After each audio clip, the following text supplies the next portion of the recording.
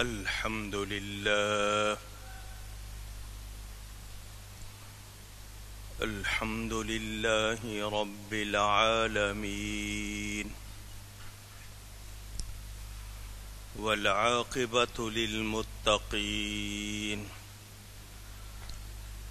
والصلاة والسلام على رسوله سيد المرسلين،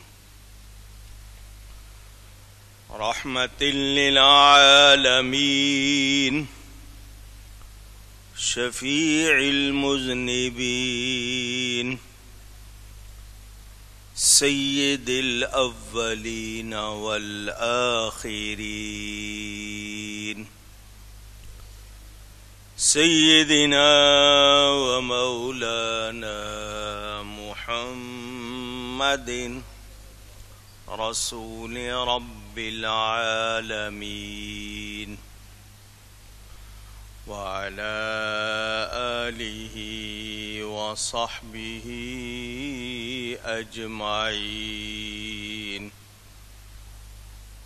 أما بعد، فأعوذ بالله من الشيطان الرجيم.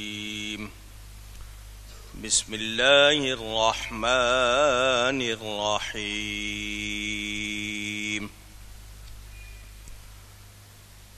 أفلم يدبروا القول أم جاءهم ما لم يأت آباءهم الأولين أم لم يعرفوا رسولهم فهم له منكرون أم يقولون به جنة بل جاءهم بالحق وأكثرهم للحق كارهون ولو اتبع الحق أهواءهم لفسدت السماوات والأرض ومن فيهن بل أتيناهم بذكرهم فهم عن ذكرهم معرضون. صدق الله العلی العظیم. محبت کے ساتھ ایک مرتبہ دروشی پڑھ لیجئے. اللهم صل على سيدنا ومولانا محمد معدن الجود والكرم وآله وصحبه وبارك وسلم. الصلاة والسلام عليك يا رسول الله، الصلاة والسلام عليك يا حبيب الله، الصلاة والسلام عليك يا رحمة للعالمين، وعلى آلك وأصحابك يا شفيع المذنبين.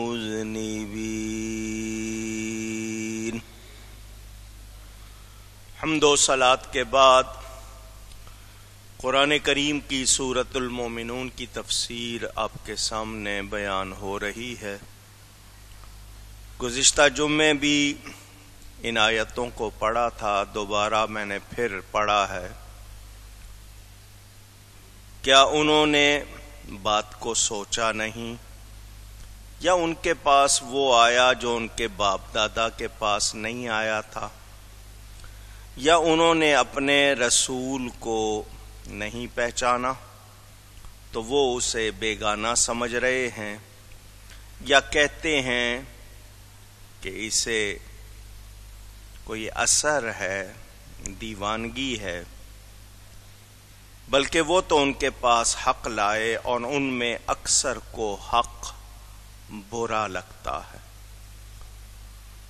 اور اگر حق ان کی خواہشوں کی پیروی کرتا تو ضرور آسمان اور زمین اور جو کوئی ان میں ہیں سب تباہ ہو جاتے، بلکہ ہم تو ان کے پاس وہ چیز لائے جس میں ان کی ناموری تھی، تو وہ اپنی عزت سے ہی منہ پھیرے ہوئے ہیں۔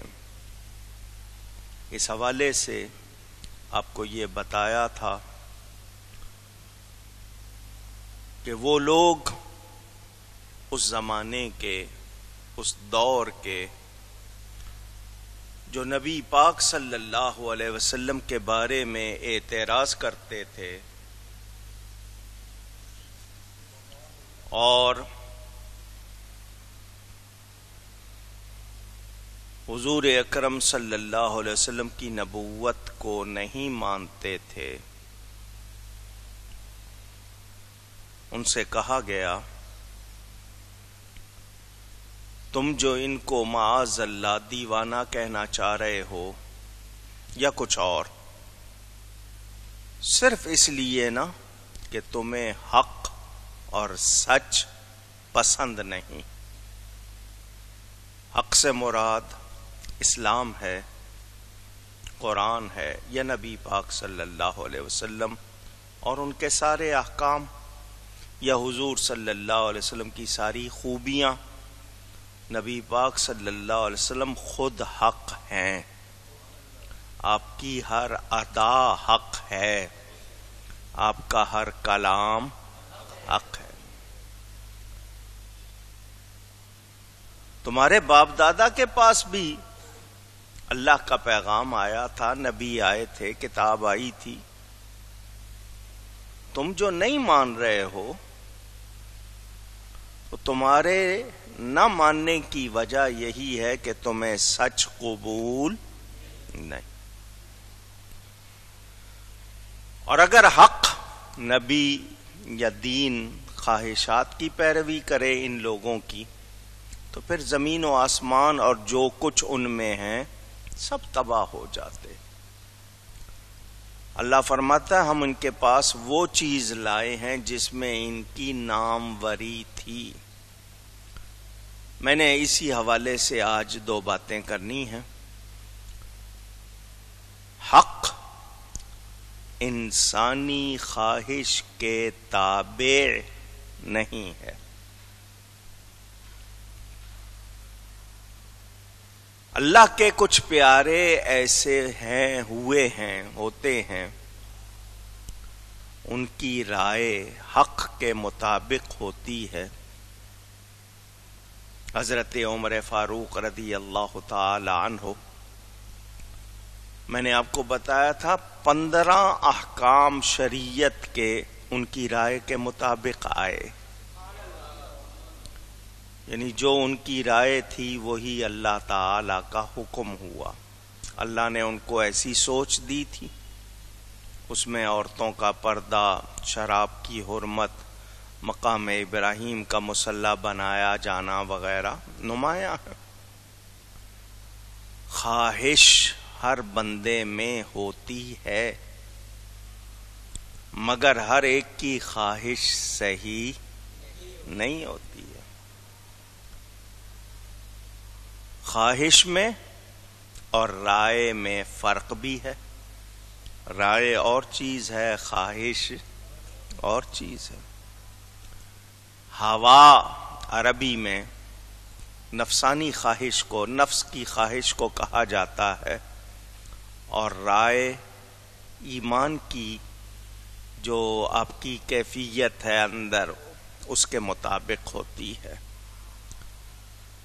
حق ہرگز خواہش کے مطابق نہیں ہوتا، ایمانی رائے کے مطابق ہوتا ہے۔ اب اس حوالے سے اگر میں تفصیل میں جاؤں تو وہ بت پرست، انکار کرنے والے کافر، وہ ظلم چاہتے تھے، وہ شرک چاہتے تھے، منمانی چاہتے تھے۔ قرآن کریم میں ایسے احکام آ جاتے اور لوگ ان پر عمل کر کے کفر، شرک، ظلم کرتے تو پھر کیا ہوتا؟ تباہی ہوتی، بربادی ہوتی۔ یہی بتایا گیا کہ اللہ تعالی نے پیدا کیا ہے، اس کی بنائی ہوئی کائنات ہے، اس میں اگر بھلائی چاہتے ہو تو اس کا حکم مانو، ورنہ امن ہو سکتا نہیں۔ وہ لوگ جو اپنی خواہشات کو خدا بنا لیتے ہیں اور اپنی خواہشات کے مطابق چلنا چاہتے ہیں، یہ انہی کو بتایا جا رہا ہے کہ تمہاری خواہش کے مطابق اگر ہو جائے تو پھر دنیا میں سب کچھ تہو بالا ہو جائے۔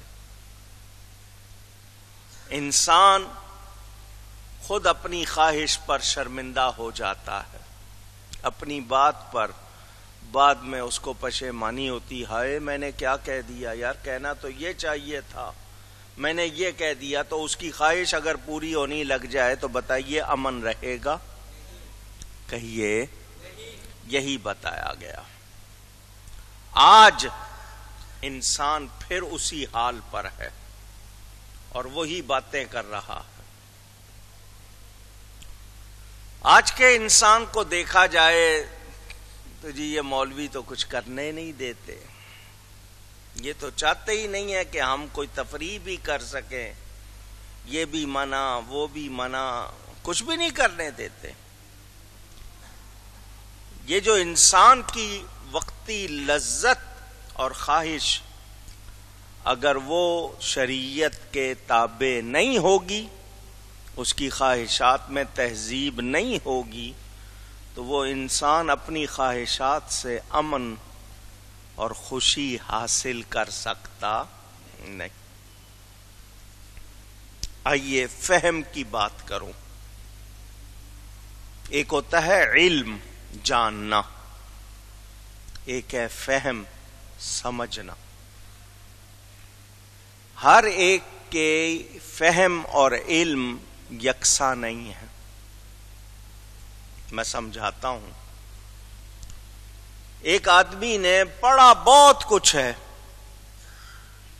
مگر سمجھ میں سب کچھ نہیں آیا۔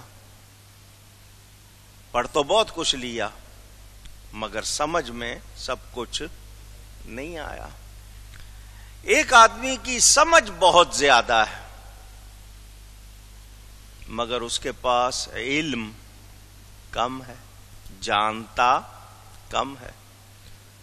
تو پتہ چلا کہ علم اور فہم میں توازن نہ ہو، بیلنس نہ ہو تو بندہ مطمئن نہیں ہوتا۔ اور یہ اللہ کی دین ہے، کوئی اس میں اپنی طرف سے کوئی کمال دکھا سکتا نہیں۔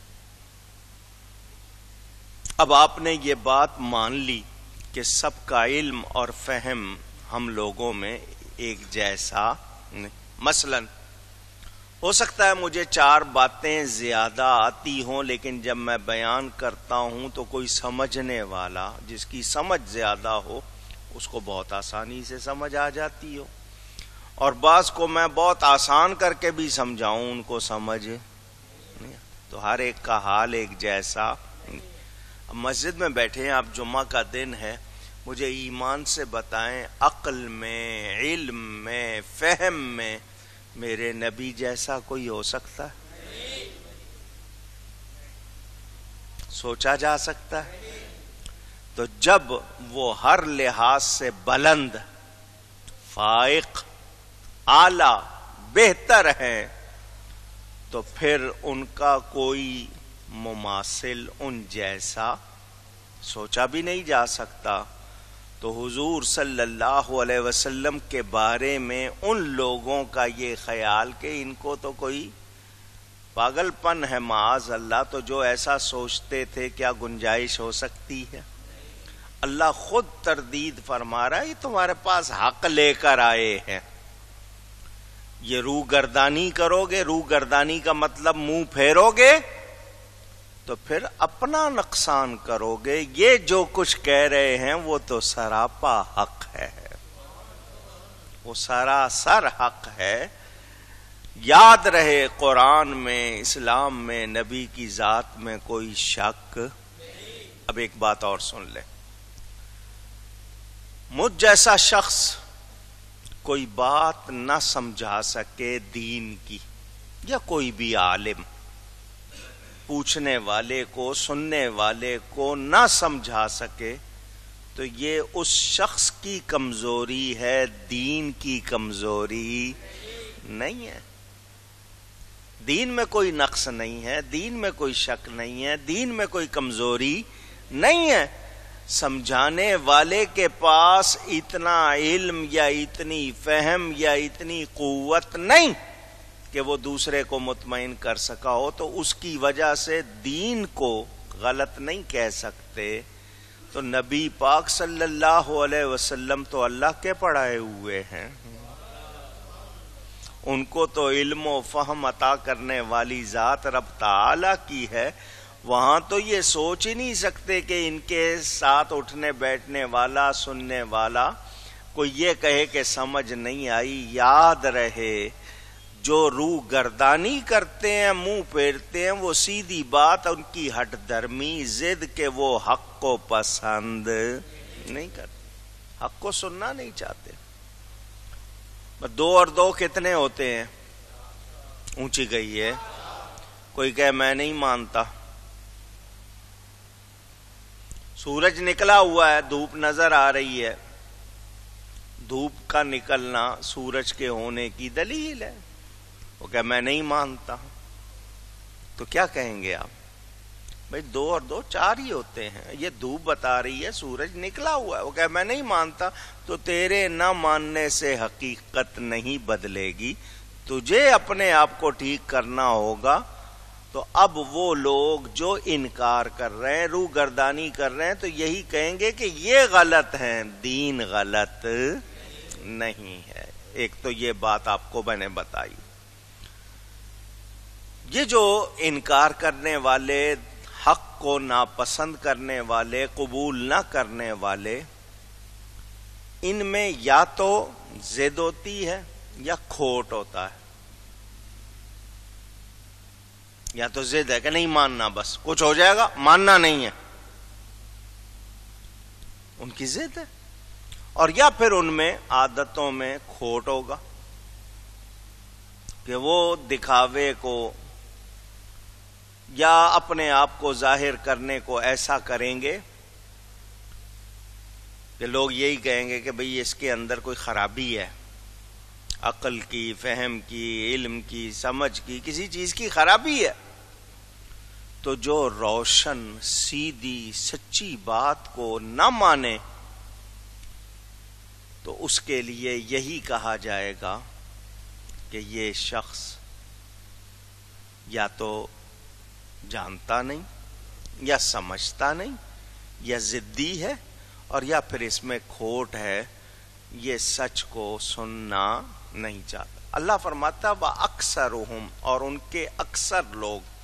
تو یہاں علماء نے یہ لکھا کہ اکثر سے مراد وہ لوگ ہیں جنہوں نے جھٹلایا، اور اس کے قلیل، اکثر کا ضد کیا ہوگی؟ قلیل، تھوڑے، تو تھوڑے اہل ایمان مراد ہیں کہ حکمت الہیہ کا تقاضا یہی ہے کہ انبیاء کرام علیہم السلام کے مخالفین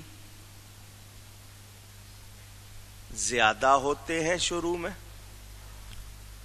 اور وہ لوگ رکاوٹ بنتے ہیں، سچ کو قبول نہیں کرتے۔ کیوں؟ گوہر، موتی کہتے ہیں آپ اس کو، اس کا پاک ہونا ضروری ہے۔ فیض کے قابل وہی موتی ہوگا جو گوہر ہے اور جو پاک ہے، ورنہ ہر پتھر، ہر ڈھیلا وہ بھی موتی کہلاتا، اس کو لولو مرجان کہتے، مگر اس کو نہیں کہتے موتی یا مرجان۔ کیوں؟ کہ وہ پاک نہیں، ان میں وہ صلاحیت نہیں۔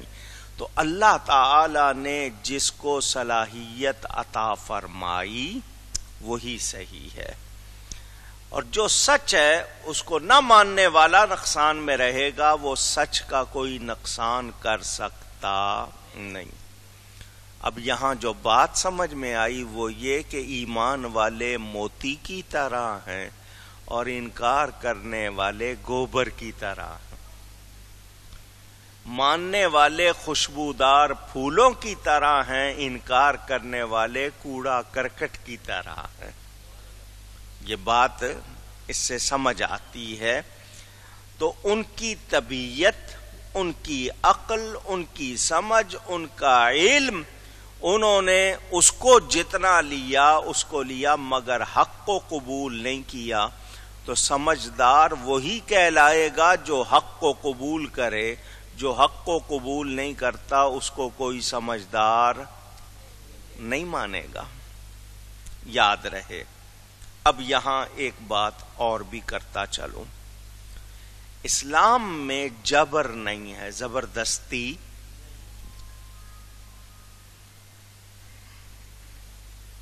کس کا فون بجا ہے؟ اب بھی کوئی رہ گیا ہو تو فوراً بند کر لے، مسجد میں آنے سے پہلے بند کیا کرو۔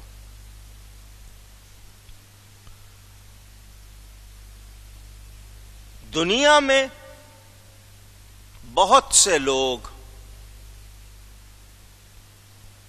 دین کو اگر جبر سمجھیں، مجبوری ہے، چونکہ مسلمان ہیں اس لیے یہ کرنا پڑے گا، چونکہ یہودی ہیں یہ کرنا پڑے گا، عیسائی ہیں یہ کرنا پڑے گا، اگر وہ دین کو جبر سمجھتے ہیں تو مجھے بتائیں کیا ان کی طاعت فرما برداری ان کو فائدہ پہنچائے گی؟ کیونکہ جو کام خوشی سے نہ کیا جائے اس میں فائدہ، اس طرح امید رکھنا غلط کہلائے گا۔ یاد رہے، خالص ہونا، اخلاص جس کو آپ کہتے ہیں،